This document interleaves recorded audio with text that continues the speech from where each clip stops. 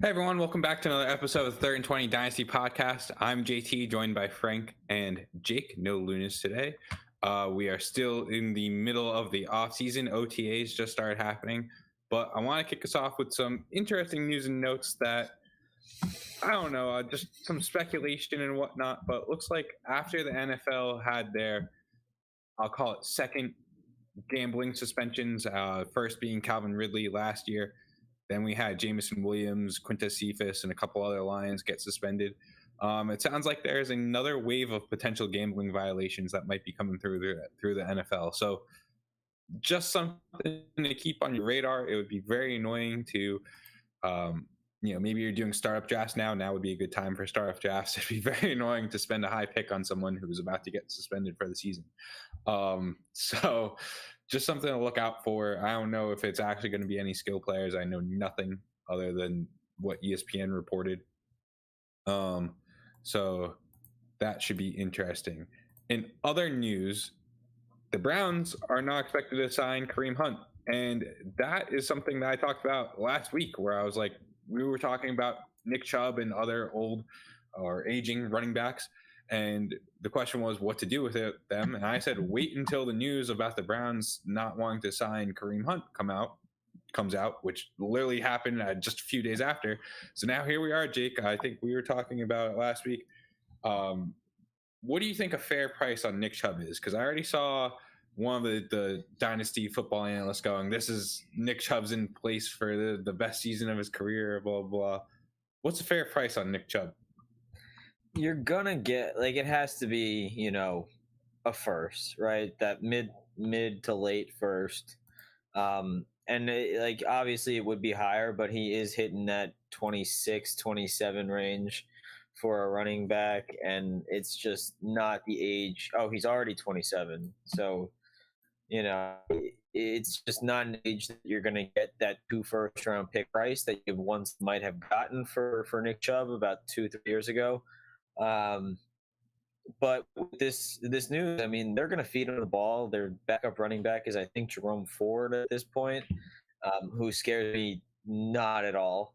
I think they still have what's the guy's name? The guy that plays also wide receiver. I know you're talking about. Crap, he was a Senior Bowl stand, whatever the fuck is Demetric Felton. Yeah, Felton. But I think that they've been literally playing him at receiver now. I'm not even sure he's in the contention for running back.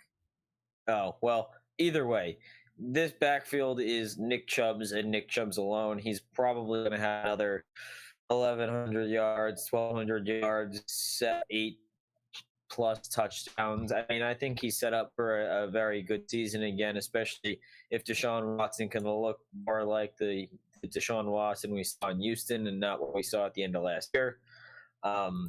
Either way, I think Nick Chubb's set up, but the price is going to remain at that late first just due to the age concerns that all these dynasty players are going to have moving forward.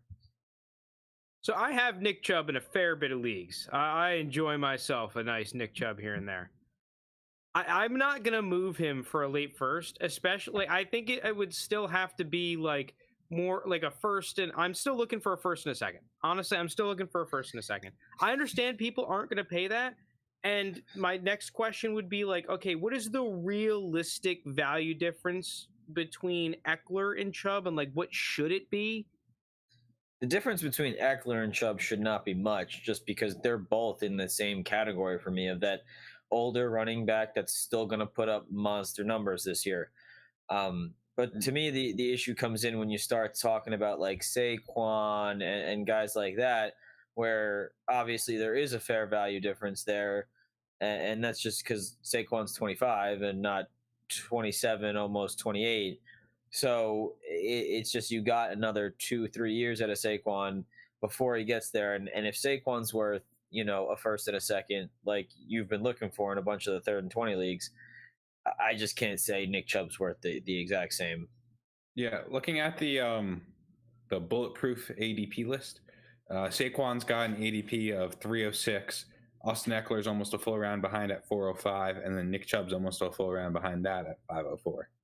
which is amazing because I think Nick Chubb, there's a sizable, there is a legit value difference between him and Eckler, which I don't think should exist personally. I but agree. I whatever. don't think that really should be a big gap, but Because I agree with you, Jake. I think that Nick Chubb could easily have the best year of his career next year. I just think, okay, you look back. Okay, listen, this is a different age of football. I completely respect that, but just hear me out for a second. You go back to that 2000s period where there were some super talented running backs then, right? And the running backs were a lot of teams' offense, right? They were full-on run merchants. These dudes were pumping out some of their best seasons at age 27, right? That was a prime motherfucking year. Recently, the trend has kind of been the running backs play better earlier in their careers. But my other argument there, and we looked at this a while ago, maybe 2 seasons ago, the running backs that were drafted in this early, the late, very, very late 2000s, I believe, and especially this 2010 to 2015, right before that nasty class, there were a shit ton of just busts in those running back classes. Right, they were. I could make the argument that was the worst time period to ever draft a running back.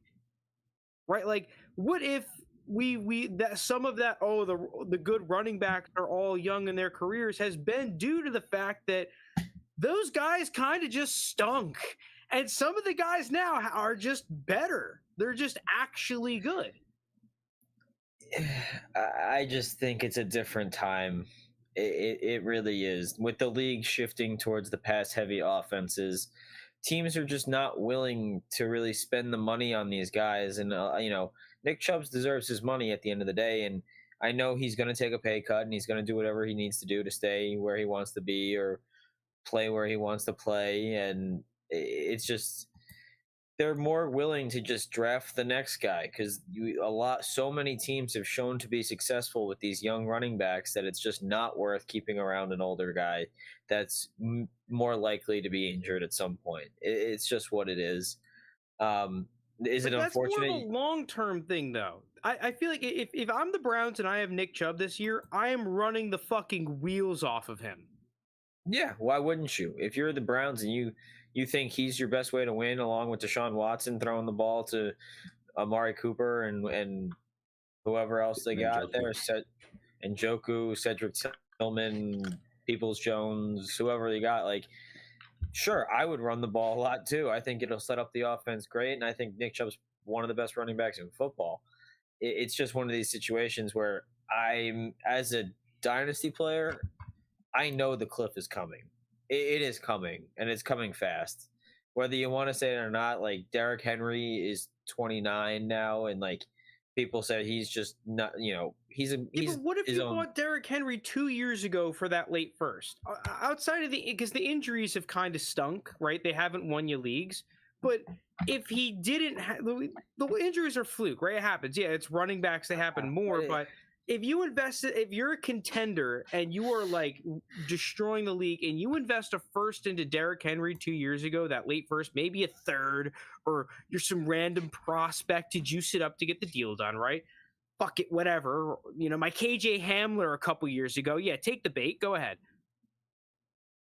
That's a nasty addition to your contending team. Yes, you lose value in the long term, but at that point, you've recouped your next first. I mean, listen, if you're a contending team and you want to go out and pick 111 or 110 on Nick Chubb, I think that's a smart move. I'm not going to say it's not. It's just if you're that team that's trying to turn the corner, right? You're that team that's, been through a rebuild. You're right there. You're trying to now go acquire some veteran players to really complete your rebuild, swing you to a contender. That's not where I'm going to go. That's not where I'm going to turn. I think it's just too premature. I think it's just one of those things where you're really going to only want to buy Nick Chubb if you're, just lost in the semifinal, just lost in the finals, and you need that one final piece. You need that one final push. I'm not going to do it if I just finished, just outside the playoffs. Think my players are going to develop another season. That's not when I'm going to try to do this trade. What's going on, chat? Yeah, happy Memorial Day, everyone in chat. Thanks, Skull. Appreciate it. You chat. Joe, what's going on, dude? Chubb does better with a running mate. I don't know, dude. I think just Chubb is so good. I just don't think it's going to matter. I think what we've seen from Nick Chubb is just, we already know. We know what Nick Chubb's going to be. He's going to be that 16, 17, maybe if he is at his ceiling, 18 points per game from Nick Chubb, which is good. It's good. And I'd argue that he was a lot more expensive a year and a half ago than he is now. And I think you're just going to get very similar production. So at the price he's at, I think he's okay. Like, if you could actually realistically get him for that late first, I'd probably do it, because I'm looking up right now. Nick Chubb. I think you would have to gamble one of your futures and play into the fact that, hey, if I can get to the championship, then this deal definitely works out. Like, yeah, value-wise, it probably won't, but that season of points that you get could be pretty tremendous in IMO. Looking at this draft, I think you realistically could trade Zay Flowers for Nick Chubb, and I think if you're a team that is looking to compete, that's something I would do. Otherwise, I think anyone after Zay Flowers, I don't think you'd be able to trade for Nick Chubb. And I think anyone before Zay Flowers, I wouldn't trade for Nick Chubb. So where are you assuming Zay Flowers is? 109 right now? Yeah, that 108, 109.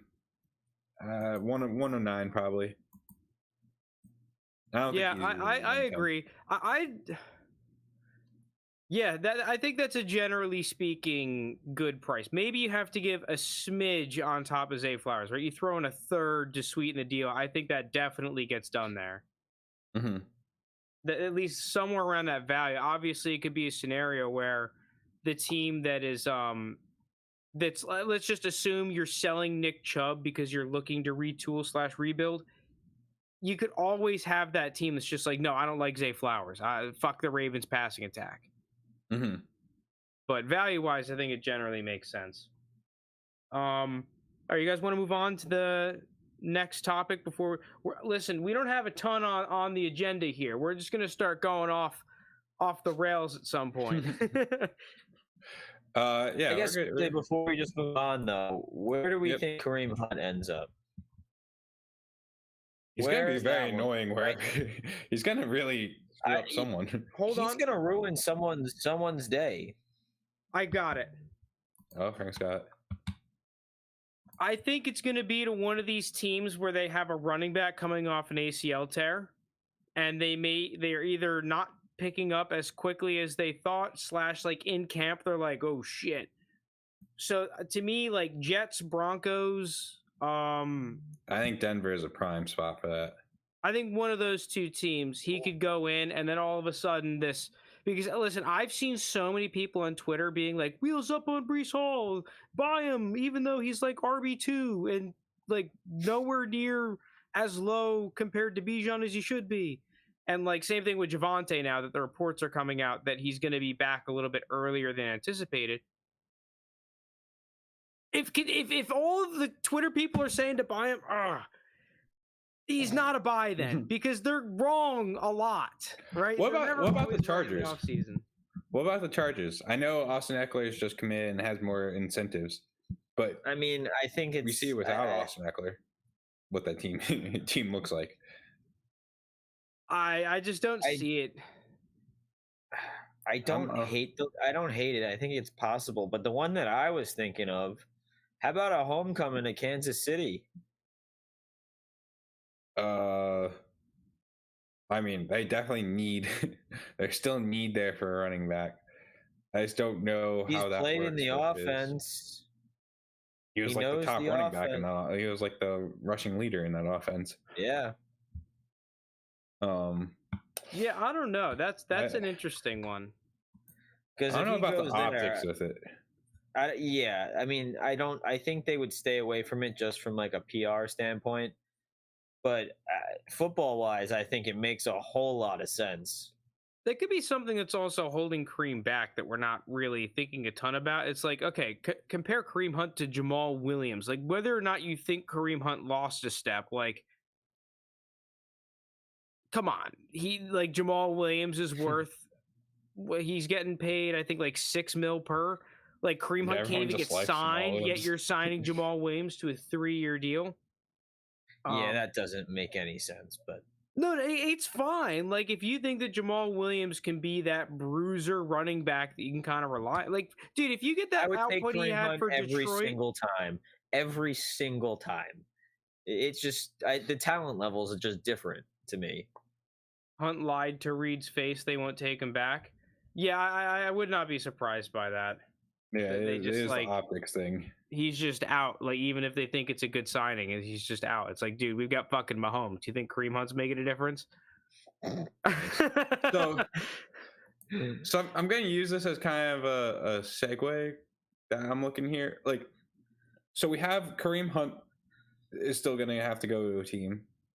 Zeke, right? Zeke still has to go to a team. Zeke's going to sign with a team. 100%. Well, I know that, but he's not signed with the team. I still think he goes right back to the Cowboys for All right, well, hold off on that 1 second. We'll get into all of it. So Zeke, Dalvin Cook is probably going to get cut by the Vikings and end up on a different team, and Leonard Fournette, I'm assuming, will be ending up on a different team. More. Who else? Wait, sorry, we missed someone. Can we talk about Jerome Ford? Before if you want to backtrack real quick. Yeah, sorry, I have it written down. I have Jerome Ford in the home league. If anyone wants him, you could have. So I was looking at a third. Like one fab. I gave you a third. A third is better than one fab. A third's pretty close. Yeah, a third's kind of. I think I'd take a third. Okay, so like, I don't like Jerome Ford. I just like that's what I was assuming the price tag is if you want to get him. I've seen a lot of people hype him up, and I will say that I've seen some of the Browns beat reporters that really like Jerome Ford. At least a couple of them. I think he's a little bit divisive. Yeah, I'm also curious though, if this is a spot where a different UDFA, because Jerome Ford was a UDFA. Either that, he was like a super late round pick. I think he was a 6th round pick, if I remember. But nonetheless, if this is a spot where, listen, it's open, right? One of these rando McMandos is going to make the roster as a running back, especially if Felton is no longer playing running back. Could be a spot where someone just comes out of nowhere. I'm definitely going to be interested to see the reports going around there, but no one buying Jerome Ford for a third? I'm selling him for a third. Anyone wants him. What I try and do though, I think that just take Jerome Ford and move him into, because I'm looking on Keep Trade Cut and they're essentially the same rating. Rashid Shaheed, I'd rather just take the gamble on him. Yep. I'm sure Jalen Naylor is even cheaper. I'd pivot off Jerome Ford into Jalen Naylor is like basically free. I take Naylor into 4th for Jerome Ford just because I think he's better. I have Jerome Ford, not surprised since I rostered so many RBs. Yeah, Skull. But Jerome Ford, I just think isn't that. He's not going to be, even if Nick Chubb were to go down, I just don't think we're going to be seeing a Jerome Ford-led rushing attack. I don't think he's that kind of guy. You're higher on Ford than me? Well, everyone's higher on Ford than I am. I'm pretty sure because JT, I think, was the one that liked him the most pre-draft out of any of us. And I completely shat on Jerome Ford's existence. Yeah, I remember you destroyed him. Like, he's terrible. He's slow. He has no vision. He has no feet. I'm like, I thought he was all right. And then JT's like, yeah, he's good. I still think he's a major bait. Give me any other back on the roster than Jerome Ford. I'm taking the field for the RB2 spot. I picked him in the 5th round in our rookie draft when he was a rookie. So flipping him for a third, I'd consider. You know what sucks? Lounis would definitely be randomly super high on Jerome Ford, and I would love to make a pod bet with him right now. Probably. I'm looking at who he's ranked around on Keep Trade Cut, and I'd rather have Shaheed. You want to know what I was thinking? I don't know. You have to add something, but I don't know. I've seen some people really high on Jerome Ford, and maybe if you get the right camp report, right? You never know at this point. You get the right beat writer taking the bait on Jerome Ford. Maybe you could flip him for one of those upside tight ends, Okonkwo. It really depends on how much you like Jelani Woods. No way. I think he's ranked a decent amount lower than those guys. Well, how much? What do you have to add? It can't be a ton. I'm trying to even find Chigokonkwo on the. I got you. So Yeah, he's tight end 17. He's tight end 17 in ADP. He's going in the 12th round, while Jerome Ford's running back 70, and he's going in the 20th. So on Keep Trade Cut, Jerome Ford is running back 53 at 2020 value, and Chigokonkwo is tight end 12. Oh wow, Whoa. he's gone up a shit ton. We'll do Jelani Woods. All right, cut me a little slack. I also said Jelani Woods. Chigokonkwo, the difference they have it as, I guess it's on the difference is still only a third, but yeah. Jelani Woods is probably pretty similar. Jelani Woods is actually apparently worth less than Jerome Ford, allegedly. That I could see. It's very close, but problem with Jelani Woods is now Anthony Richardson is his quarterback, and I don't really mind that much though. Like I think people are really over. It's annoying because I didn't snag any what's it called? It's Josh Downs, but I'm thinking about trading for him. Just a little expensive. Well, if you think Josh Downs is good, and we know Michael Pittman is at least solid, that automatically bumps Jelani Woods to third on this team with Anthony Richardson as the quarterback. Like I'm not paying Pat Fryermuth prices for Jelani Woods. Yeah, but I think like you'd get similar value out of essentially anyone, like Daniel Bellinger, who's rated below him, Noah Fant, who's rated right next to him. I'm going through the list. Gerald Everett, who's rated right next to him. I just think you're getting those boom bust weeks out of Jelani Woods that you'd be getting out of those guys too. So I mean, they're kind of all one in the same, I would say. Like I don't know. I think that where we differ, JT, is that I think it's not likely, but it's in the range at the top of the outcomes where he can be a Dallas Goedert. Yeah, I don't think he's going to become an elite tight end, but if that Colts offense is a good offense and they score a lot, Jelani Woods can just give me my really high value 70 targets, 55 catches for like 600 yards and 10 touchdowns, right? That maybe is like a super upside case. Then he's worth it generally. Like, yeah, he's not a stud muffin, but I flipped Jerome Ford for him. Mm-hmm. Yeah, I think that's also a trade that is going to be super league dependent. I don't think that's one that happens a whole lot. But once again, you get the right owner that likes Jerome Ford, or maybe has Nick Chubb and wants the handcuff, whatever. The right camp report coming out. That's the crazy thing. We saw fucking Braxton Berrios' value go up because he got ice cream with Zach Wilson. Like, anything could happen. Fair enough. We're in such a different world. Just a year later. Okay. Now going back to what we were just talking about, though. There's a lot of aging running backs that are going to be that are currently free agents or about to be due to getting released. That are going to mess with this running back market. I don't think people are, accurately pricing in to where these players are. I want to know your thoughts on the likes of Dalvin Cook, Zeke Elliott, Leonard Fournette, and where you guys think they end up, and if they really do mess with any other team. I mean, one of them has to end up in Miami, I would assume, and that's just gonna just. Even with A-Chain there? Yeah. I don't know. They re-signed both those old running backs they already had and drafted one. Like this, where's the room? Where's the room when if you're adding a Dalvin Cook, let's say, that you think still has enough left in the tank, you make room, right? I mean, that offense with Waddle and Tyreek and Dalvin Cook, it looks pretty nice on paper, not gonna lie. So I think he wants to go home to Florida. I think it just makes sense. I think the Jets, dude. I think the Jets are a team that could add a running back. I like the Jets. It makes sense for it, like a Zeke to me, right? You bring in a true just vet guy that you don't really need to expect much of, don't need to really pay him much at this point. Like, that's who I would assume the Jets bring in. You know where I think one of them goes? The Patriots. They let Damian Harris go to Buffalo. It's kind of just Ramondre Stevenson there, and then a bunch of unproven guys that they've gone in the draft, and then James Robinson, or the ghost of the James Achilles of James Robinson. So, you know, if you're telling me Zeke or Dalvin Cook ends up available and looking to switch teams, I think the Patriots is a good spot because, as we know, this team doesn't really have a whole lot of passing threats. Ramondre Stevenson was the lone shining spot of this offense, but you can't run him out there 40 times a game. So there's going to be opportunity for one of these vets if they want to come in and still actually get meaningful touches. I think the Patriots is a good team for them to end up on. I think people don't want to play for Belichick anymore. It's possible, but they're also one of the teams with the most caps. Like, they're in the upper tier of cap space. Like, they're probably willing to throw more money at you than the likes of the Chiefs, the Bills, you know, those good teams that just are kind of strapped for cash.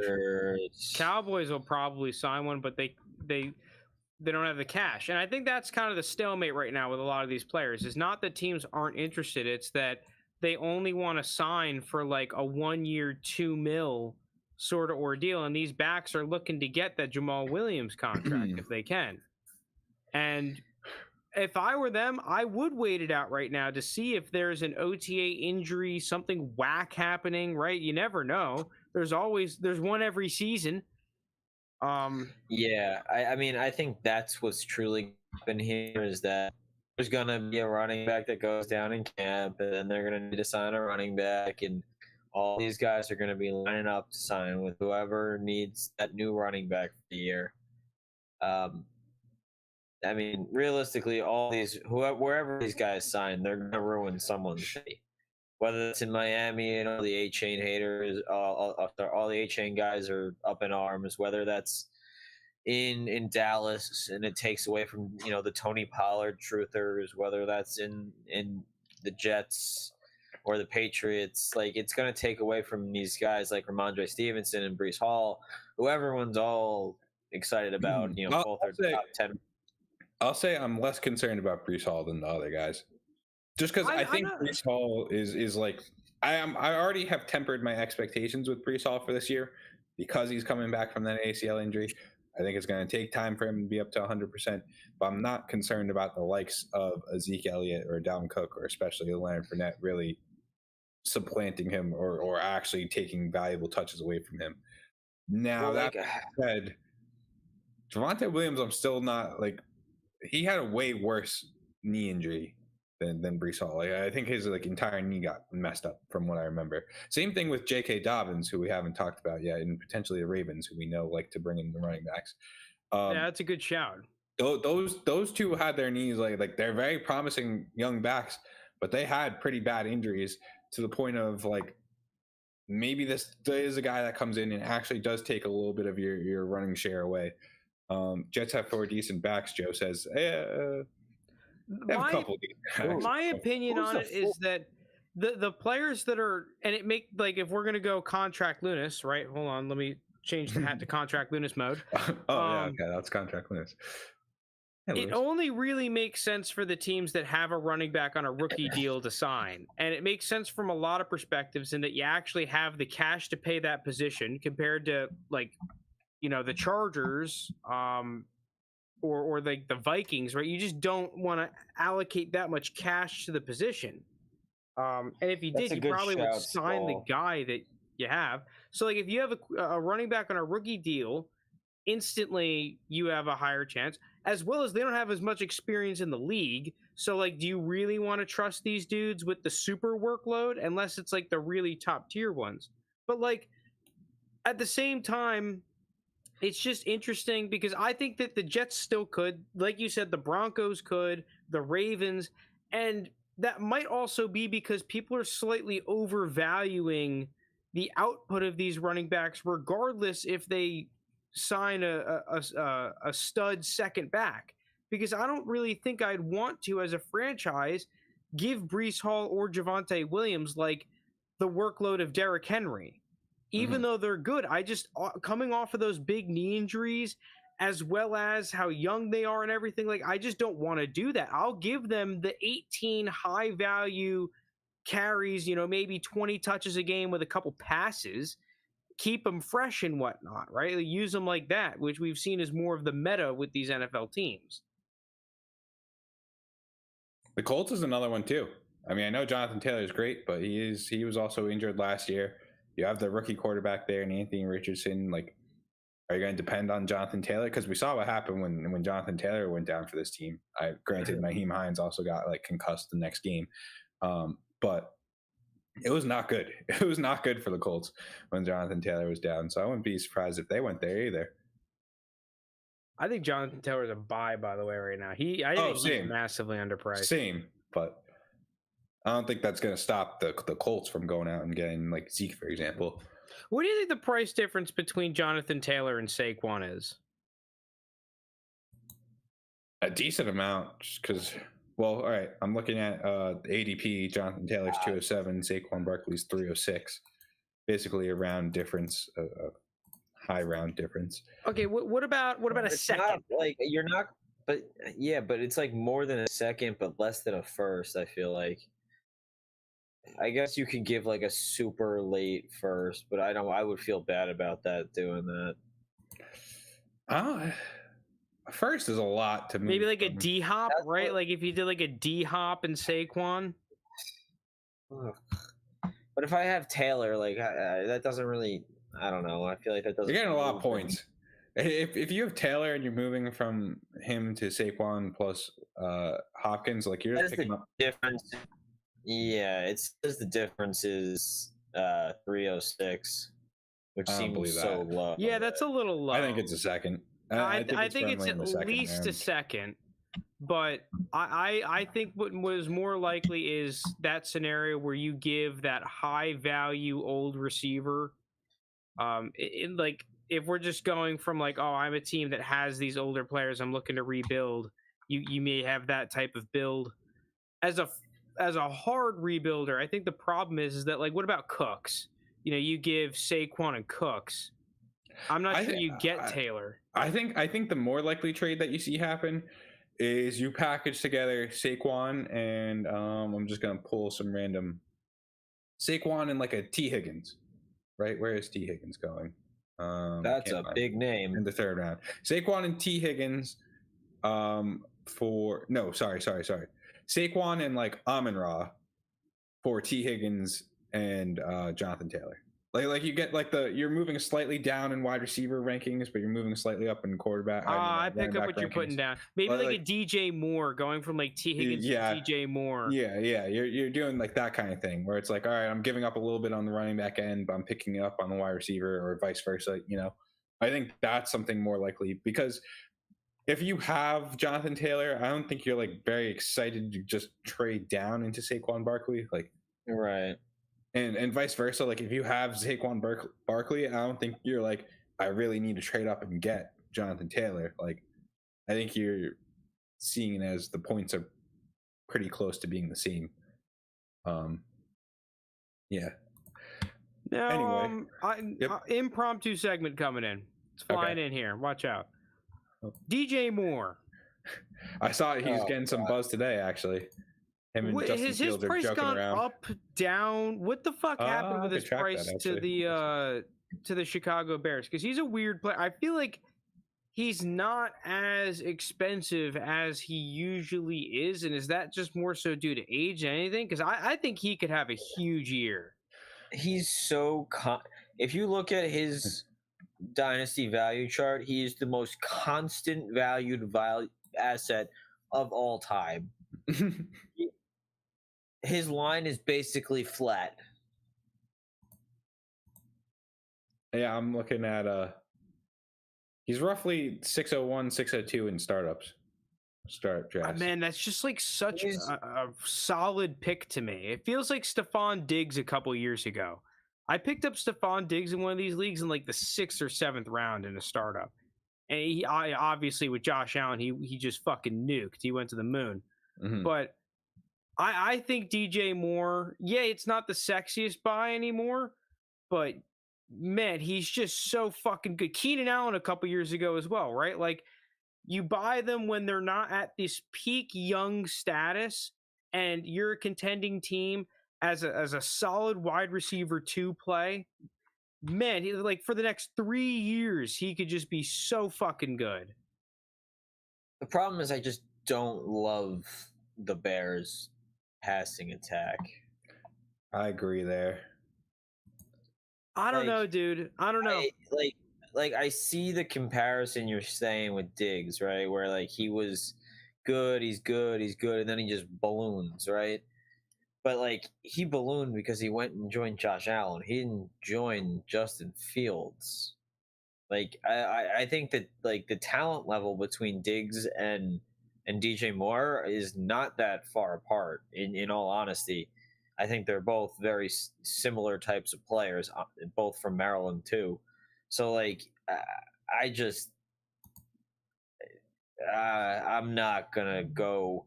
Like if DJ Moore's in a trade, I'm not going to shy away from it, but it's not someone I'm actively going out to target. My issue with that is that for Justin Fields and the Bears offense to be as bad as they were passing last year is at the bottom of Justin Fields' range of outcomes this season. Right? Like yes, 100%. If Justin Fields does not improve as a passer, then it's like, okay, well that fucking sucked.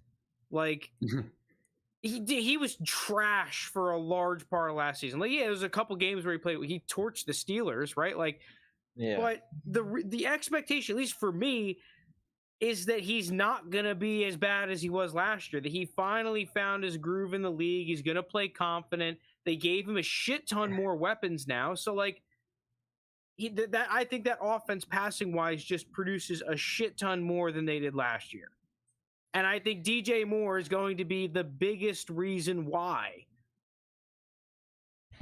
I think DJ Moore is so appropriately valued at like wide receiver 24 that it's just like, oh, dude, that's just so juicy. It's so juicy, wide receiver 24. I don't think you can actually get him at that price.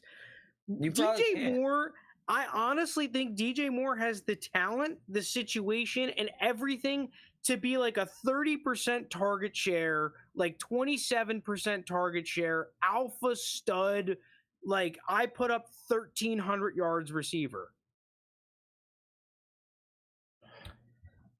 He kind of, what was his target share on the Panthers a couple of years ago? Yeah, I don't think it was that too far off it. Yeah. I could pull that up actually. Let me pull up DJ Moore stats here.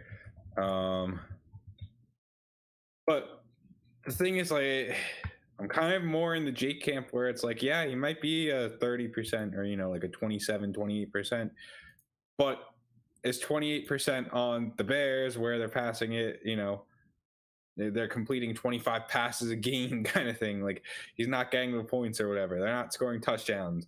The touchdowns that are being scored is Justin Fields running it in.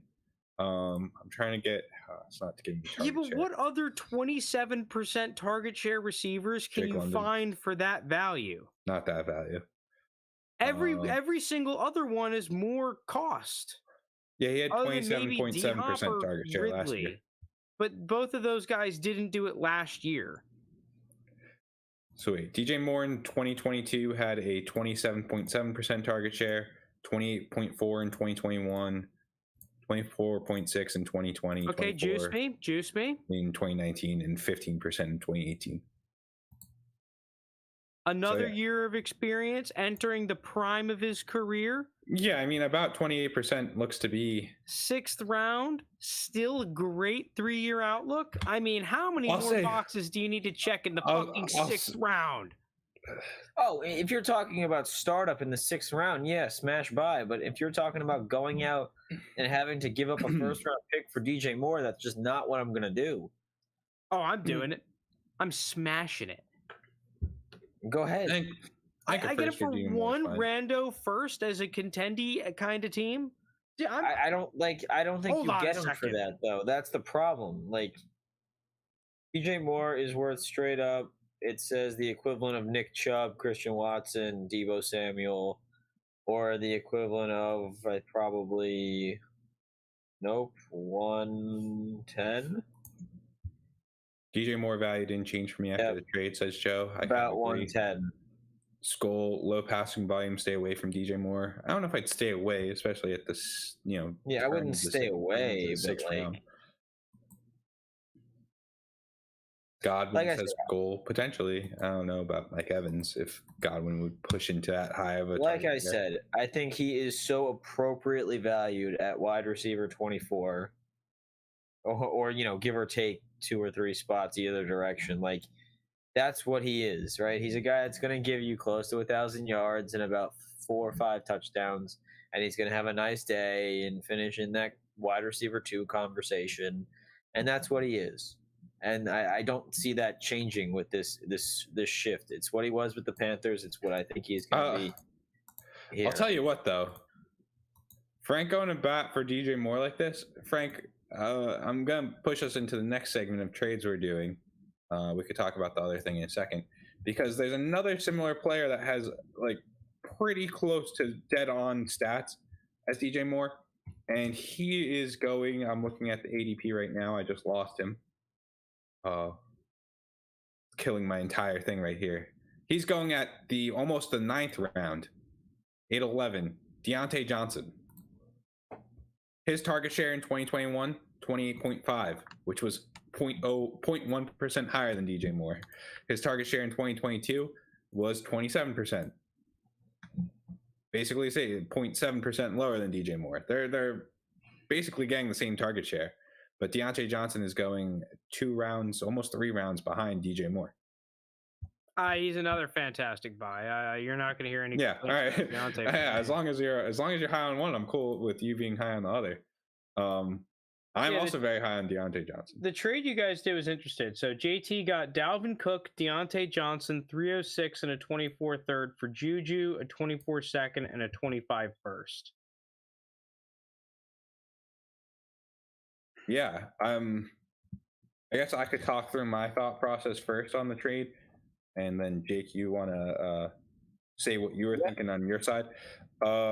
So I've been wanting Deontay Johnson for a while. Again, it was Deontay Johnson, Dalvin Cook, 306 and 2024 third for Juju Smith-Schuster, a 25 first and 24 second. I was the side that wanted Deontay Johnson. I think he's being severely underrated just because he didn't catch a touchdown last year, so he didn't score enough points. So he's super low. I think he's a shoe-in wide receiver 2. Could push for wide receiver 1 if Kenny Pickett's actually good, which I'm not sure if I'm willing to believe, but it could be. So I want him. Dalvin Cook, I just figured my team needed another running back. I mean, I basically just have Breece Hall and Cordero Patterson as my main guys, and then kind of just like a mishmash of not good other running backs who might get chances, kind of like the skull strat. I just think Dalvin Cook, he's getting discounted a little too hard based on the reports that he's going to get cut. He's also going at like 8-12 in startups, which is behind the likes of Cam Akers, Isaiah Pacheco, Miles Sanders, Rashad White, all those guys who I think he's better than. So I kind of just wanted to capitalize on that opportunity of 2 guys that I thought were underrated, even though I think, at the end of the day, maybe their value is not going to go up a ton. And then the thirds were kind of just compilations for me giving up other draft capital. What was your side of it, Jake?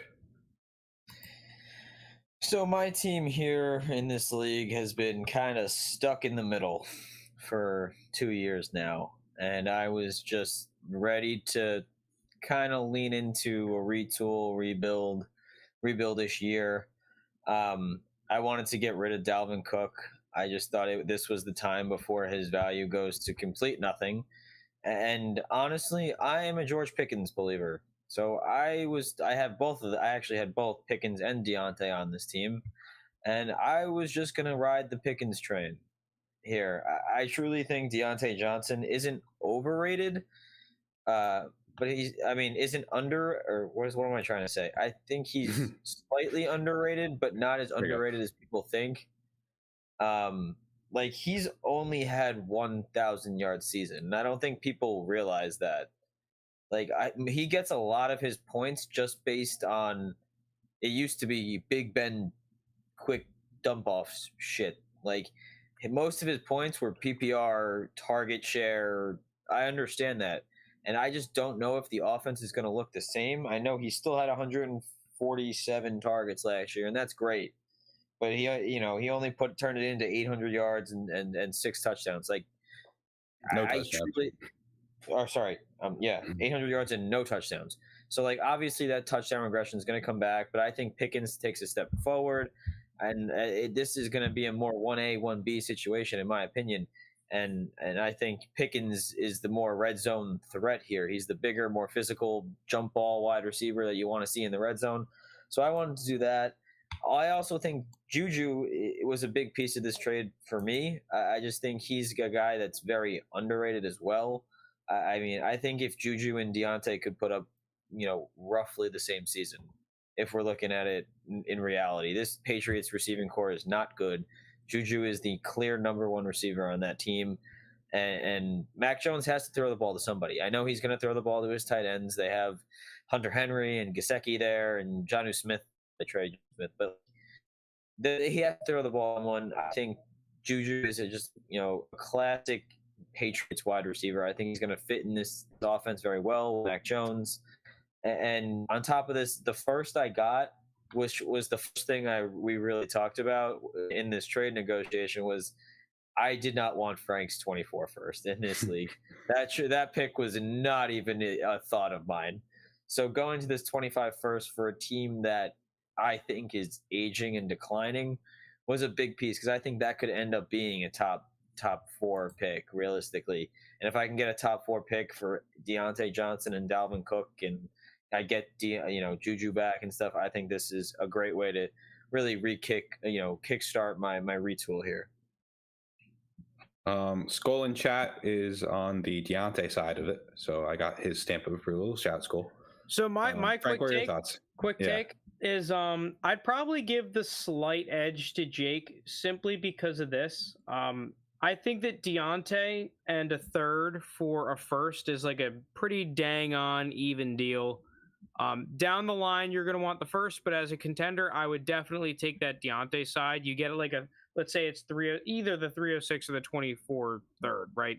As long as it's like a mid third, that's pretty good. I'll 100% take that as a contender, and especially not if, like, let's say in this scenario you have 24 first or firsts. I don't remember how many. You get to push that out till 25. Like I think that's pretty solid if you're looking to add a depth spot. But then getting into the other, like that second leg, Dalvin Cook and a third for Juju in a second. I'd probably rather have the Juju in a second as a contender or a rebuilder. It really depends on if you think that Dalvin Cook's going to have that like stud muffin year and be good for long term. Because if you think like I was saying with Nick Chubb, if you think that Dalvin Cook is that level running back and he's going to like age like I think Nick Chubb is going to age, then yeah, that's a good deal for you. I just don't think of that Dalvin that way. That's more. I didn't. Yeah, either. it is kind of like the issue. The thing about Dalvin Cook is kind of just either he's going to fall off the tracks or he's just going to keep pushing. Slat I was willing to take a risk on. Why I was willing to give up for Juju in that instance is he was just on the Chiefs with Patrick Mahomes, and I know Travis Kelce is obviously the number one target there, but after that he wasn't really competing with but like main wide receivers. It's Kelce is such a target hog there, and Mahomes just spreads the ball. Yeah, but kind of wide receiver. Like it's a different style of offense, and I think he actually fits here with New England probably better. Other than that 1 year on Pittsburgh, or I guess maybe a year and a half on Pittsburgh where he was like really good, I kind of think Juju's just been holding on to that like kind of name brand thing, where he's not actually putting up meaningful points above like replacement value. Like he's giving you like 11 points per game kind of thing, which is like solid. Like you like to have him as your like flex spot or something, but like I just think on a team with the Patriots with Mac Jones, obviously they have better or they should have better play calling than they did last year, because last year was kind of rock bottom, I would say, for the Patriots. I'm just not that excited about Juju this year. I know that his competition for targets is pretty also dreadful, but I just think that might just be bad for the offense as a whole rather than good for Juju, because Juju's going to get all those targets. All right, I've got a lot of things I want to segue into. I'll pull the room. Okay. I was thinking we can continue to touch on my Steelers and go into Kenny Pickett, or we could go into potentially my sleeper on the Patriots receiving core. Let's go sleeper first. We'll stick with I'm Patriots. just curious who it is. Yeah, I want to hear who the sleeper is. I'm just curious who it is, because if you're about to say Kayshawn, I'm just gonna be like, no, and? I think that Tyquan Thornton for his price tag is a very interesting buy. I thought that his tape was better than the stats. Last year, obviously, Thornton like the offense was so dreadful. He's more likely to break out in year 2 and 3 than he was his rookie year. Battling the injuries.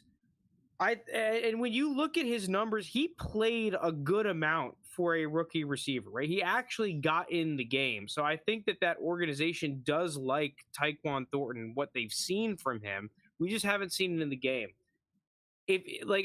Probably more of a startup play and like that risky receiver pick, unless you want to.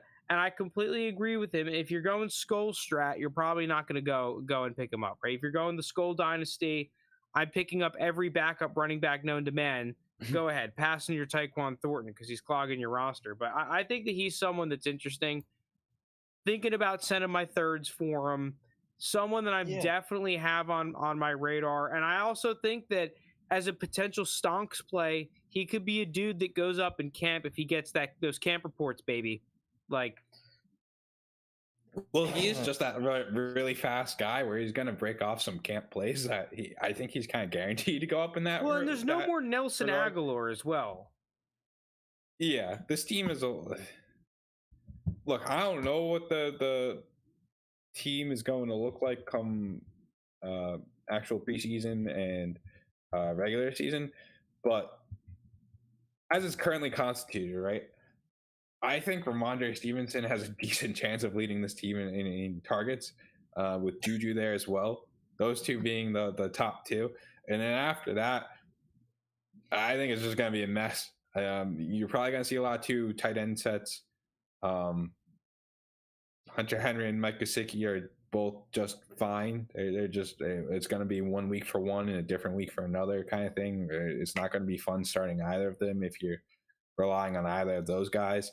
And then the likes of like Devontae Parker, who I've always hated that we gave up a third for him. I just don't think he's going to be worth it. Pretty sure Kendrick Bourne's still there. That's interesting. Butte. I don't know, because I remember Bill O'Brien's offense with Mac Jones at Bama. Now it is at Bama. I remember that was the Jameson Williams year and John Mechie year, if I remember. Yeah. Was it? I don't know.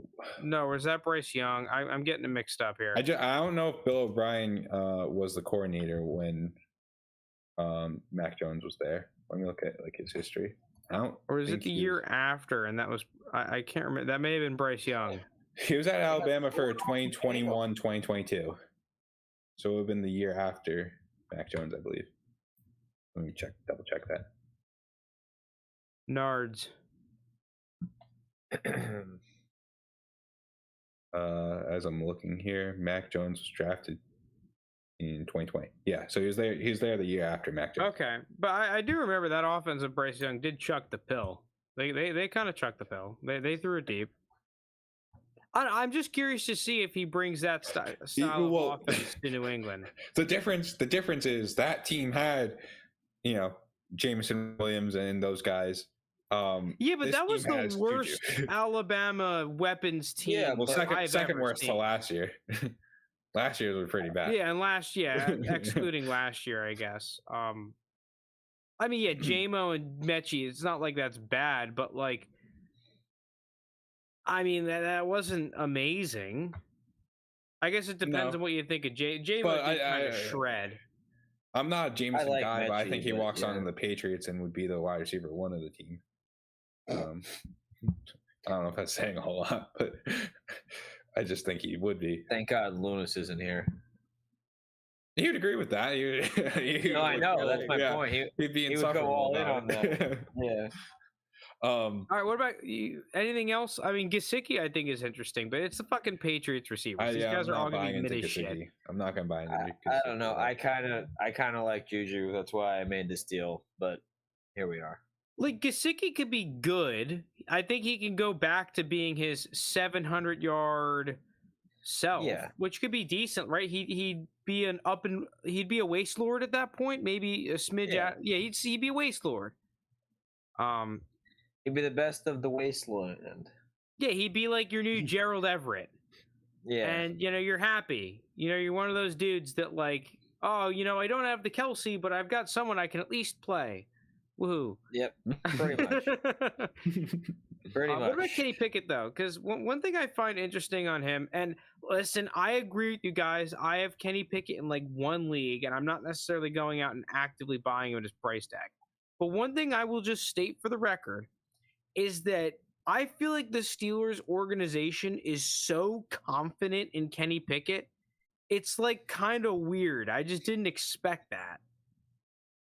I don't know. I'm very mid on Kenny Pickett. I just don't know.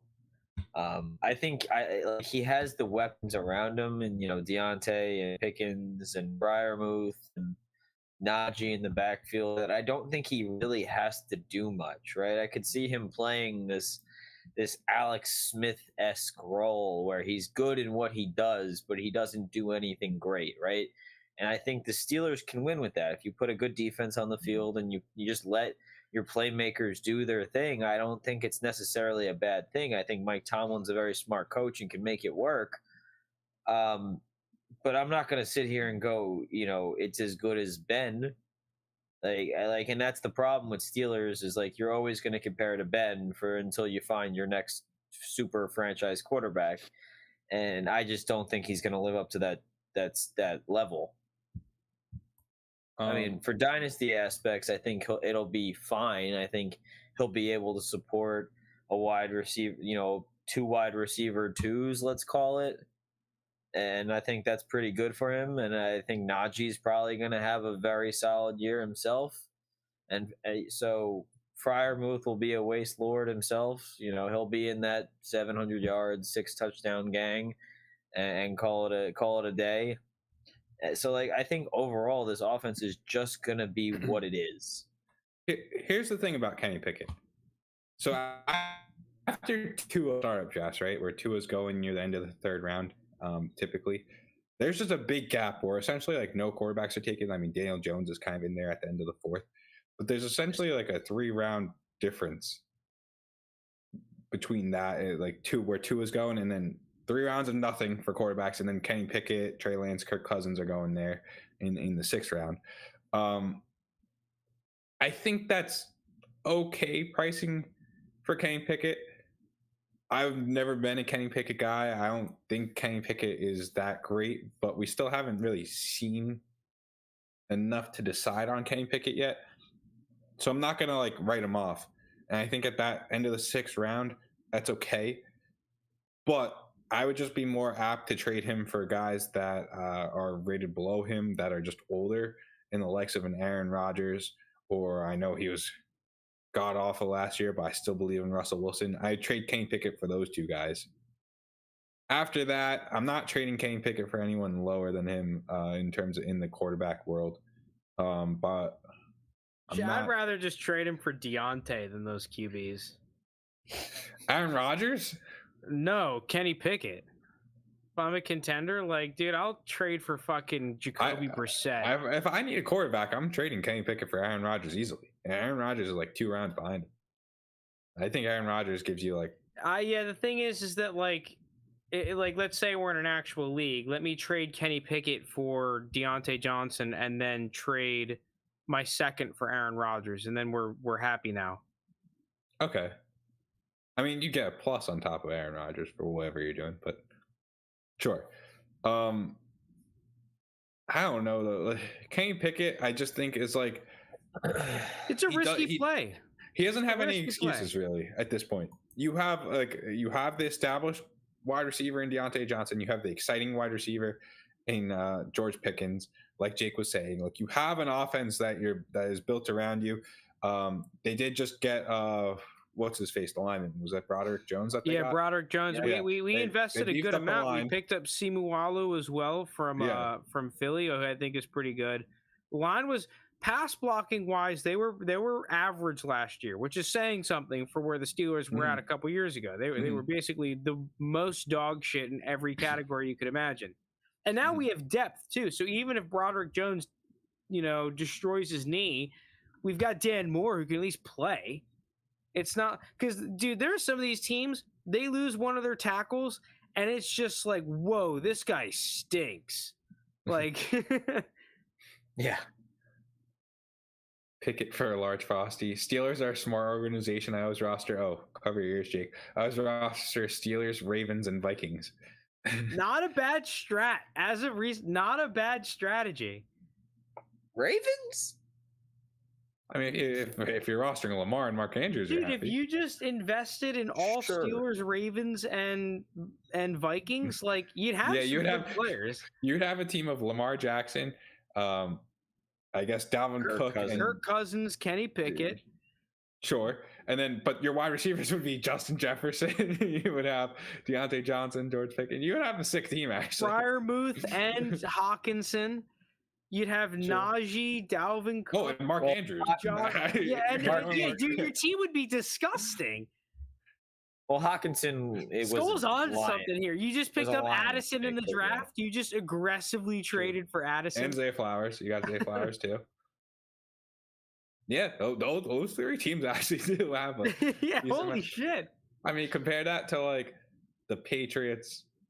I can't really do it with I was going to do Patriots, AFCs, Panthers, and... Yikes. Texans. Oh. Yeah, and Texans, you're a hardcore rebuild team. You just got half the value from the draft this year. More than that. Dude, Skull, you might be onto something here. You might be onto something. What if you joined a startup draft and you're just like, yeah, I'm doing the 3-team strat. I am just stacking 3 teams. I don't know enough about the theory of it, but the stacking teams and how you don't want multiple pass catchers from the same team or kind of thing, but you want the quarterback and wide receiver or whatever. I forget how it works, but I've seen that before. I think that's more in the daily though. Yeah, well, actually, we want to know what that's for. The theory behind that mainly that I've seen. Now, I don't know a ton, but those super large best ball tournaments, the reason you stack like that is because if you're kind of just gambling on super boom weeks, right? Like, and if you get a Jamar Chase 3 touchdown day with Joe Burrow, like, yeah, like let's say I'm betting on, and you try to replicate that with the nastiest offenses, right? So like if Joe Burrow in the championship week goes for 5 touchdowns, like, and I have fucking T. Higgins and Jamar Chase and Joe Burrow, odds are I'm scoring a fuck ton, right? Like, how many other guys are going to get all those yards and touchdowns? Not a lot. Like, yeah, they might steal more of the touchdowns, but like your dudes just went crazy, and you have now a super high chance of winning that championship, or at least like placing really high in the league, right? Like, and you're trying to have an anomaly type score because there's so many people in the tournament. God, kind of. Okay, I'm following. I don't know where we were going off that. We're talking about Kenny Pickett. We're talking about Kenny Pickett. Yeah, I don't know. He's interesting because I think he's one of those players that the weird phenomena of I don't really want to send my firsts into him, but if I can pick him up at good cost, it'd probably have to be lower than that 6'11" in a startup, but I'm not really sure how realistic that is. Like, what is his cost though? Fact of the matter is, he can go up significantly. And I feel like you look at a lot of players that aren't rookies in the mid 6th and beyond type values, type startup value. How many players can double their value in half of a season without going completely nuclear, right? Like, oh yeah, Kadarius Toney all of a sudden is putting up 120 yards a game, like. Yeah, I mean, the argument for him is he just has to get himself in consideration with the likes of a Tua. So, right. Because that jumps him 3 rounds. Realistically, you could, Keep Trade Cut says basically 2 mid-seconds is equivalent to Kenny Pickett. Yeah, it's Now, just not happening. Right, that's where I'm going. You might be able to. Like, You might be it's able to not think about happening. though. Who's Think about doing though. Will Levis plus a second for Kenny Pickett? I don't think that's that far off. Well, that's almost like a very early. Yeah, that's second more early plus- second. But yeah, like okay, if we're going in that realm of price, let's say I've got 203 this draft, and someone really likes Kendre Miller, especially with the reports that have been coming out about Kendre Miller. You give Kendre Miller in a second, that's definitely in the realm in some leagues of Kenny Pickett. And I think the general consensus is most people are not super high on Kenny Pickett. No, I'm not. Similar to a Will Levis, like you just mentioned. Like, if you really want Will Levis, you can probably get Will Levis in your league. Outside of the leagues where you have the dude taking him at 109, you can probably get Will Levis if you really want him. I didn't take him that far off, but we're in a 14-team league. Yeah. Will Levis is the weird one, though, of that bunch. I think he can be that price, though, Kenny Pickett. The problem I have with him compared to Levis, I like Pickett probably a little bit more than Levis in terms of who I would rather put my money on to reach that elite or at least quasi-elite to build off that, Frank, you have Kenny Pickett was a first-round pick. He's got the better talent around him. He's got the coaching staff who has a more pass-first philosophy. Like, he's got a lot more going for him than Will Levis. Yeah, I just like the Steelers. I think the Steelers is just a wildly better team. Any starting day one. Well, compared to the fucking Titans. But the only problem I have though is I think that Kenny Pickett's floor is way lower than like if Kenny Pickett comes out and stinks and Mitch Trubisky usurps him, it's like Kenny Pickett starts to get into like third round territory real quick. And that is in the range of outcomes. You compare that to Will Levis. We had talked about this an episode or two ago. Will Levis can come in there, kind of stink it up, and as long as the Titans don't draft another quarterback and Malik Willis, Will Levis, then Will Levis probably isn't going down significantly in price. He's probably still worth at least a late second. Kenny Pickett could easily become less than a late second in value. Malik Willis, they picked up what's his face off a practice squad. Was it Josh Dobbs? That's who I'm looking at. Oh, Josh Dobbs. Yeah, they picked him off practice squad. Do not put dirt on Josh Dobbs' name. No dirt. I'm just saying they picked someone up to play over Malik Willis, and Malik Willis is still rated above Sam Darnold, Jacoby Brissett, Gardner Minshew. Yep. Taylor Heineke, who also might have a chance of starting this year based on what Desmond Ridder does. Like, Malik Willis is still rated above all those guys, and he was awful. So even if Will Levis is awful, I mean, he's going to drop, but he's not going to drop as much as you'd expect. Josh Dobbs should be a starting quarterback. All right, well. All right there, buddy. Yeah, I'm completely bullshitting, but I want Josh Dobbs to be a starting. I love Josh Dobbs. I miss him so much. Was it Josh Dobbs? Charlie Batch? Oh, Charlie Batch is such a legend. Yeah, I miss Charlie Batch. Oh, dude, I remember I went to a Steelers-Rams game way back in the day when the Rams like really stunk. I think this is the year that they got the first overall pick for Jared Goff. It might have been. And or was it Sam Bradford? I don't know. They were terrible. Maybe it was way before that, but they were so bad. I saw like 3 Rams fans at Heinz Field. Literally, like you can count on one hand the amount of Rams fans there. And Charlie Batch was playing that game, and we smoked him. Everyone was going nuts for Charlie Batch. It was awesome. What a guy. What a guy. All right, let's get into Baker Mayfield versus Kyle Trask. I saw this as a conversation in the Dynasty subreddit. I just looked at the title and scrolled past because why the fuck am I going to listen to that cesspool? But nonetheless, I do think it's an interesting discussion.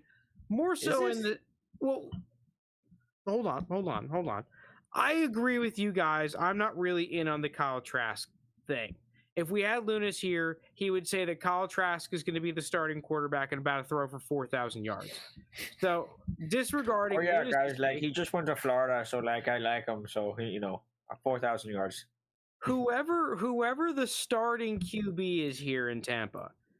I saw a take on Twitter. I forget who it was by, so whoever said it, sorry. What if Tampa Bay is not a run merchant team? I feel like right now a lot of people expect them to run the ball a shit ton more.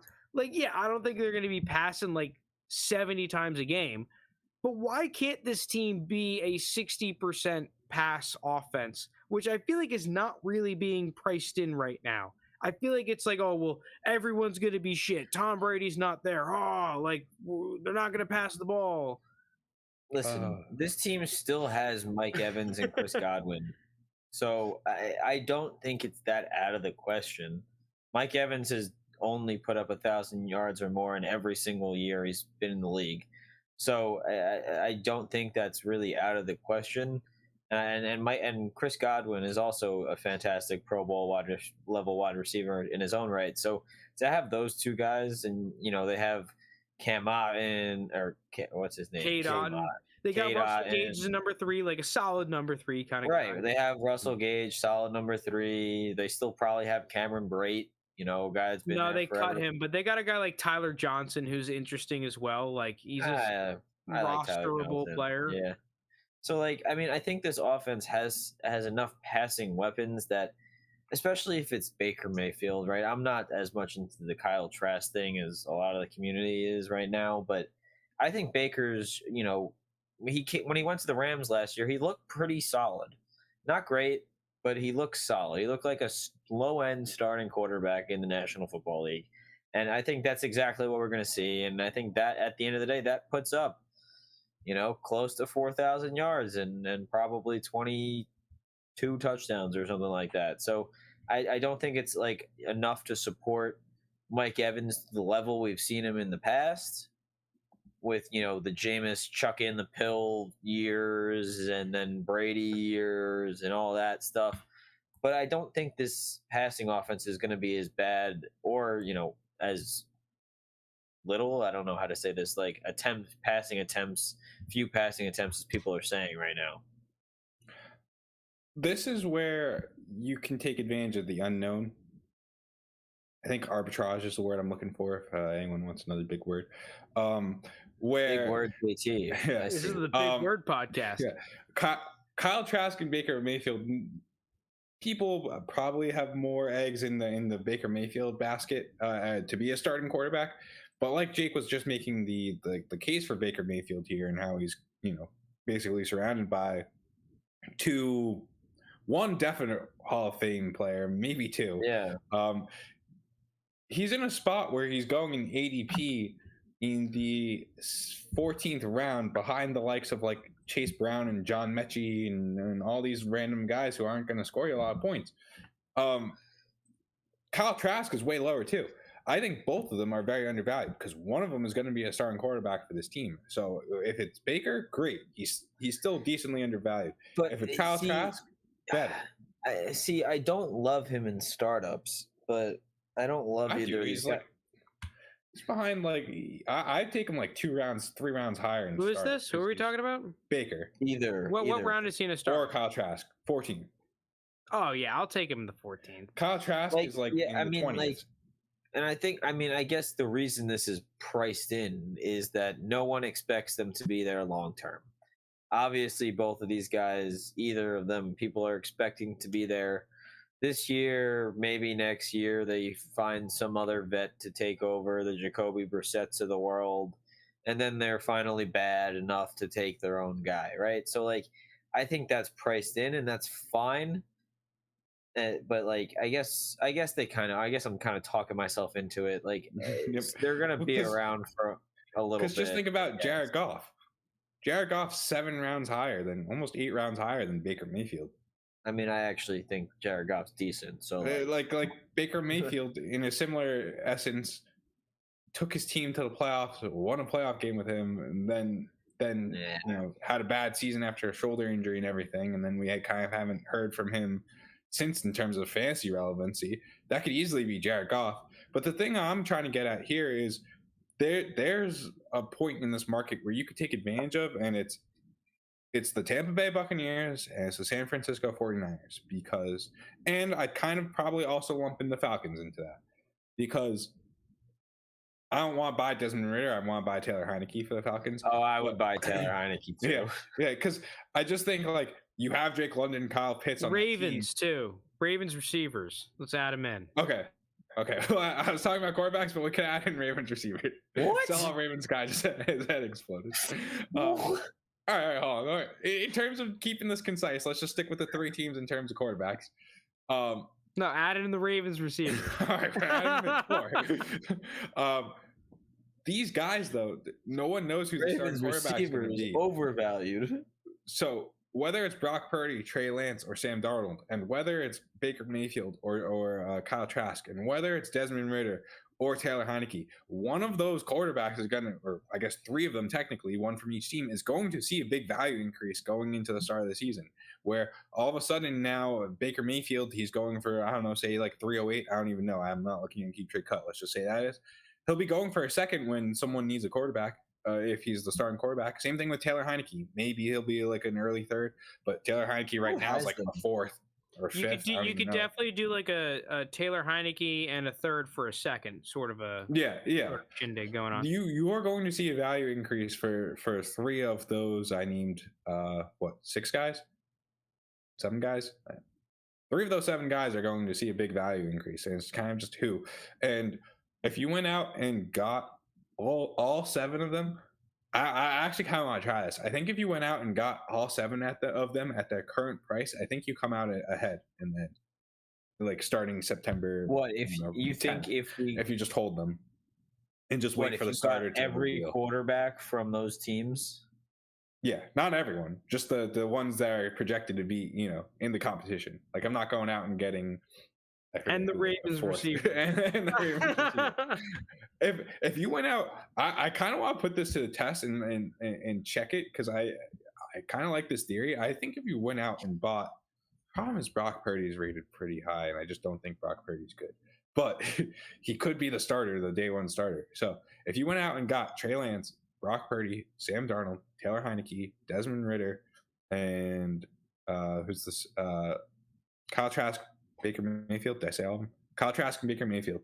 If you got all of those guys and you just held them until the start of the season, I think you might be able to trade them for higher value. You're doing this, but I think what? I think you might be able to. Well, it's interesting because just think about it. Like to get Lance, you're by yourself. You're gonna have to give up probably close to a 1st in value. Yeah, that's the issue with this. Yeah, that's the issue is that Lance, if Lance pans out and becomes a stud, then yeah, he carries the trade in and of itself.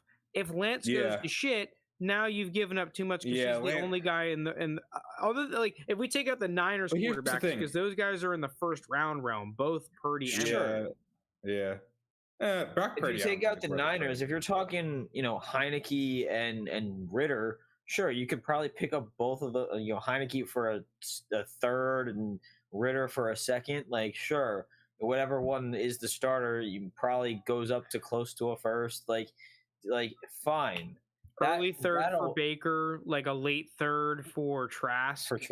Right? Like that works because you're just bargain buying. All right, we're tooling it here. We're tooling the process here. But so also you're gonna lose whatever you.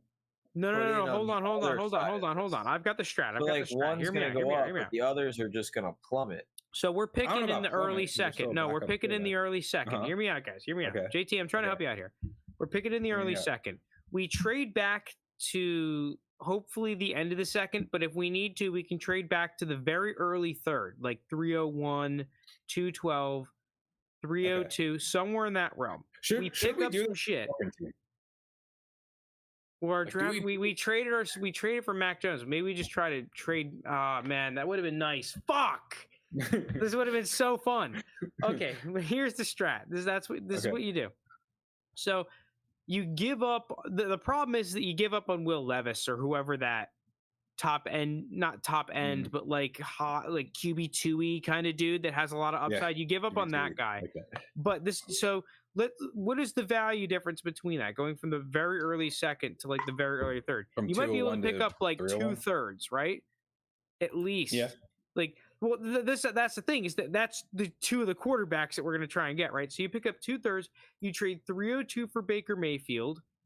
Or if you can go from like very early second to kind of like mid-ish, you then trade it for what's his name, Ritter. Mm-hmm. But then how do you get Baker? Because I'm trying to get as many of these dudes as possible. If you do that trade from 202 to 301, and you're able to trade 301 for Baker straight up, you get 2/3 in the trade back. You trade that for Heineke and Trask, and then you just buy Ritter for whatever he costs. I think you could do something like 201 for 301, 306, and 310. I almost would want to get a future third, just so there's, because like 310 looks kind of 306 is fine. I like 306. We can do 306. So 201 for 301, 306, and 2024. I just put in mid-third. It's close enough that I think that happens in real life. That's even good value for a trade up. You might even be able to get more. Like, true. I don't really know though. Then we're taking that. Who's the most valuable of them? Desmond Ridder, probably. We're taking the 301, and we probably have to put in something else though on top of that 301. Yeah, it's just so awkward because I feel like we're not getting good value on 301.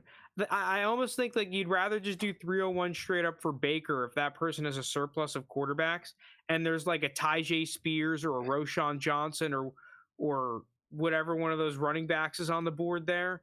A Jalen Hyatt might be on the board there that they like, right? Like 301, there's good players. Yeah. I don't know. Tyjae Spears, Jalen Hyatt, Roshan Johnson. Hyatt's not going to make it to 3.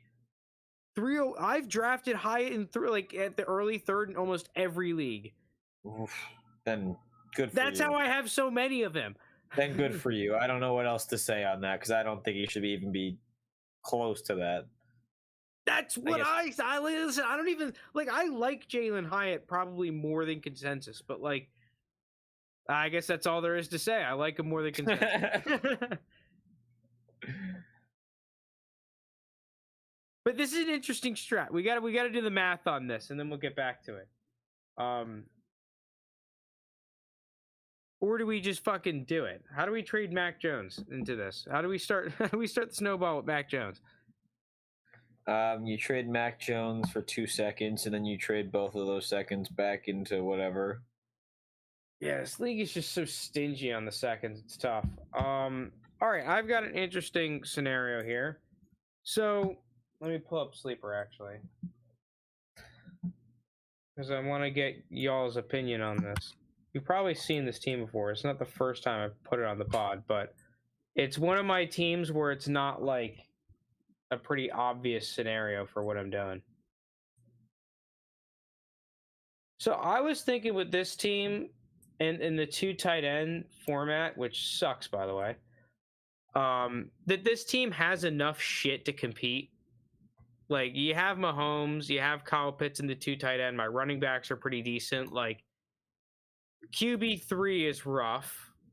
And I have picks that I want to probably use these picks, at least some of them, to get contendy type players, to add some depth, because depth is a pretty big problem for this team right now. Also because of you, JT, I picked up Jalen Naylor. Nice. I like Naylor. I do like that move. Picked up Stetson Bennett in like the 4th as a little QB option. I was curious if you were to use these draft picks right now, who would you try to pick up? The first thing I will get your opinion on, as I was thinking about, I'm not sure if this gets accepted. I'm not sure if I even want to do it because of this guy's weird team. I'll pull up his team. Shit, which one was it? I think it was this guy. Can I not just look? Okay, I guess you have to look at the matchup. Hold on, it's not the left team, it's the right team.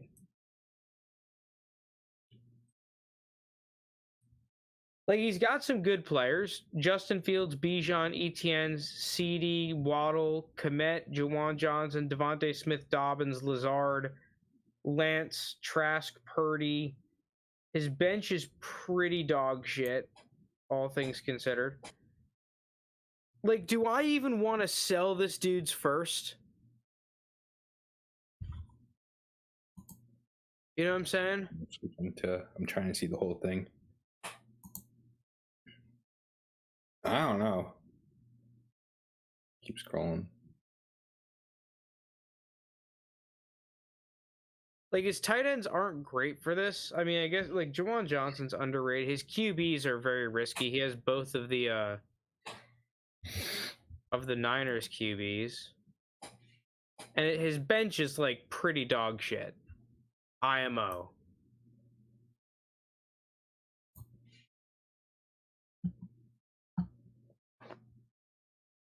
Like, his starting lineup is pretty decent, but, you know, an injury or two, or like ETN maybe not being great, could kind of fuck his day up. Or if Sam Darnold's the starter. I guess Sam Darnold, if he's the starter, like, destroys him. I don't know. I like Darnold. Most talented QB on the roster.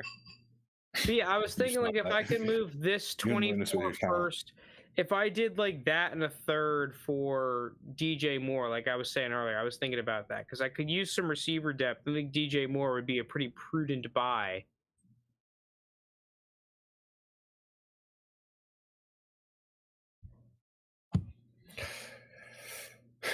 I'd rather do other ways of trading into than giving up draft capital. I'd have to look at the team again, though, to see what you could do. I'm on the way. Here's my squad. This is the starting lineup. Yeah, the problem is that I kind of like where all these players are valued at, generally speaking. It's so small. Oh, sorry.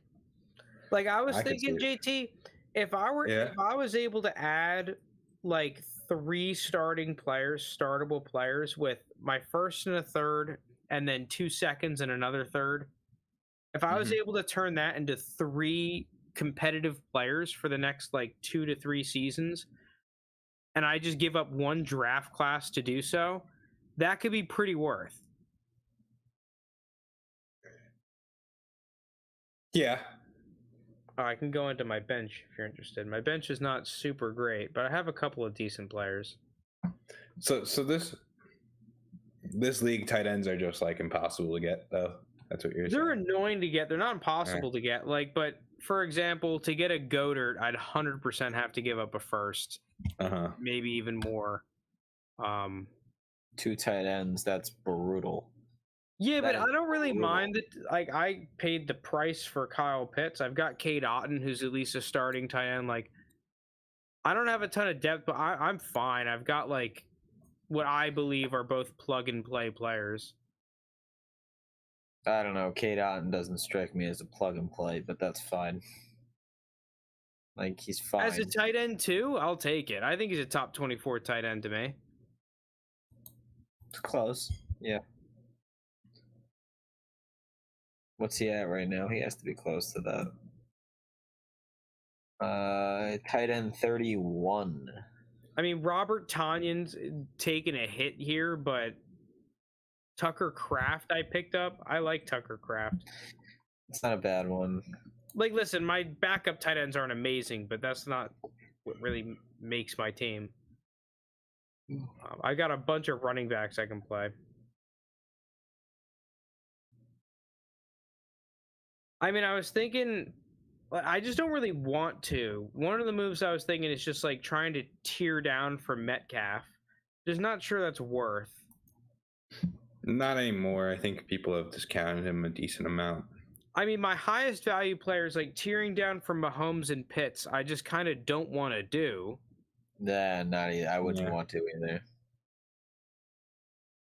A lot of my running backs are like kind of those veterans that are annoying to sell. Yeah, you can't really move off them. So yeah, what I was thinking of doing is like if I can trade a singular second for a good veteran running back, like I don't think I can do it for Dalvin Cook, which sucks, but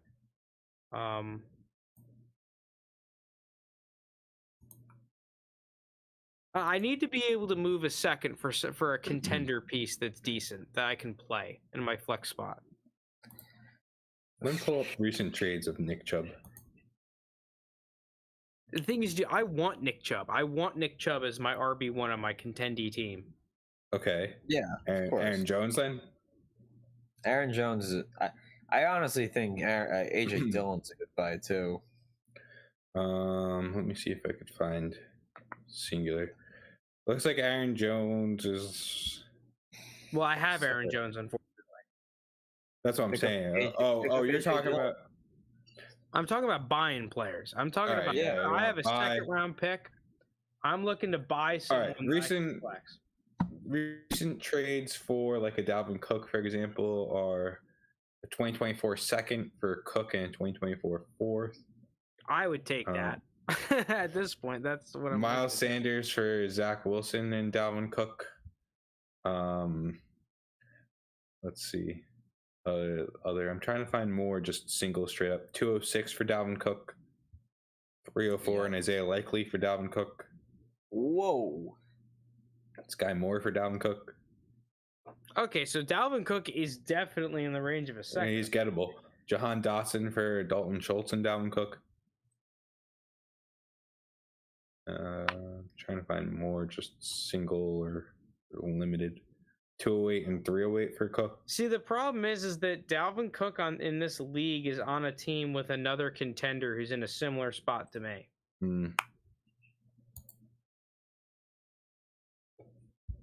James Conner's an interesting one. Yeah, I like James Conner. I think, his only running back competition is Keontae Ingram. I think Eno Benjamin signed elsewhere. Like, I just think he's all by himself in an offense that is going to be led by Colt McCoy for the first few weeks of the year.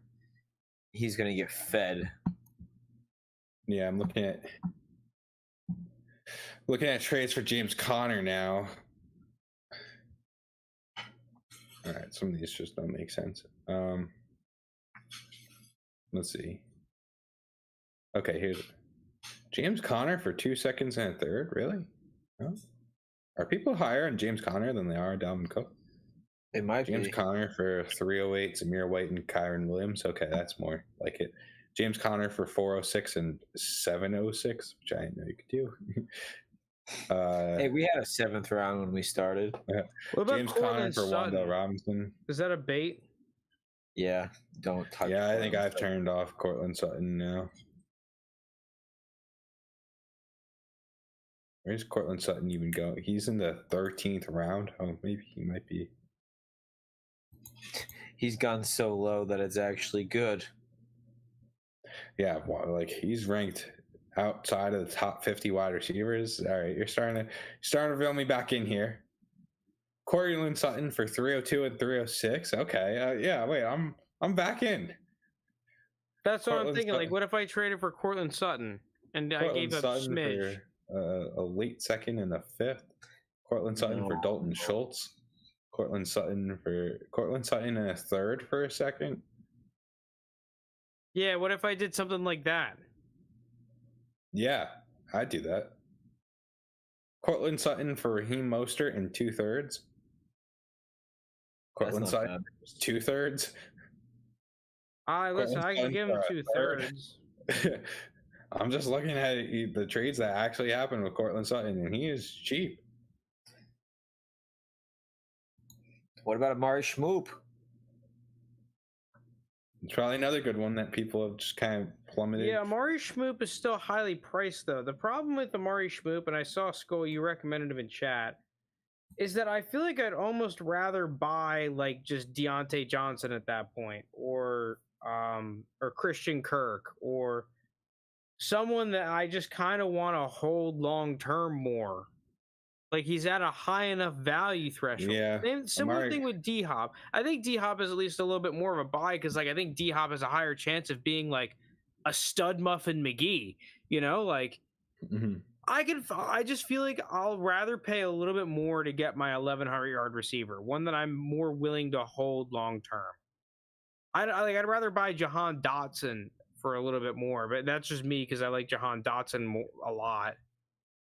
But like even in that regard, like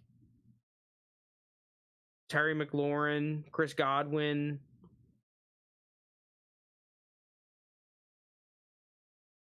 Debo. I think Debo is probably much lower priced than whatever this ADP saying he is. You think so? How much do I have to pay to get Debo? It can't be a whole lot more than a random first. Debo Samuel for Zay Flowers straight up is a trade that happened. Debo Samuel and Chris Godwin for Jalen Waddle. I'm trying to find more pick-centric. Debo Samuel for 110, Nico Collins and Richie James. Oh, that's so weird. Debo Samuel in the 2025 first for 108. That's crazy. Whoa. Yeah, okay. Debo Samuel might What be. happened there? Was that like a Bryce Young fell to 108 league and I don't know. someone did the farm for him? Debo Samuel and Pacheco for Dotson, Juwan Johnson, and a 2024 second. Yeah, Debo's cheap, it looks like. I thought that was decent value for Debo there. Wait, what did he get? He got Juwan Johnson a second and Deontay? No. Jahan Dotson, Juwan Johnson, and a 2024 second for Debo and Pacheco. Oh, and Pacheco's in there. He's a fucking weird one. Mm-hmm. Yeah. Debo in a third for Bateman in 2 seconds. That's a great trade for Debo. There's not a lot there. Just Debo for Michael Pittman and 2/3. That's pretty good value for Debo. Honestly, I'd probably have Michael Pittman and him are probably in the same tier. Are they? Yeah, because Michael Pittman's young. I just don't like Michael Pittman. I liked him more coming out of school, but I've soured. Debo and a second for Ridley and Bateman. Debo and Kyle Trask. I like that dude. That's a great trade for Debo. For very nice. Debo and Kyle Trask for 111 and 212. Debo for Elijah Moore in a second. Oh, dude, that's a great trade getting Debo for Elijah Moore in a second. Like, yeah, it stinks you're giving up Elijah Moore but that's a good price for Elijah Moore right now, given his risk. Debo for Rashad White and Kadarius Toney. That's like JT throwing his phone at the wall when he gets offered that for Debo. Yeah, but it's also me smashing my thumb through my phone to hit accept if I'm on the other side. That's funny. Yeah, I think that like you look at that price, like if you look at Michael Pittman's trades, I think you see him going for a little bit more on average. Like I'm just not a huge Pittman guy. Like I'd rather have Ayuk. I'd rather have Dotson. I'd rather have Pickens. I'd rather have Zay Flowers. Yeah, well, at least that. I don't know. I would argue that I'd rather have Deontay as well. Like, it's just that Michael Pittman is in that nice spot where everyone wants him. Debo is reaching that, because I think rebuilding teams want him and contending teams like him. Sure. So you just like 25. Everyone could trade for Pittman right now. Whereas Debo, you've limited your market to only contenders. So, like, if you're a contender, I could definitely see your argument for having Debo. But in just a vacuum, Pittman is a pretty darn safe investment, in my opinion. He's always, like, literally his entire life, he's demanded a pretty high target share. And he's 25. I think he's actually kind of gone up a little bit in ADP since Anthony Richardson joined the team.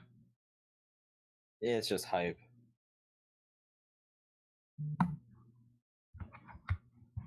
I might like Michael Pittman, to be honest.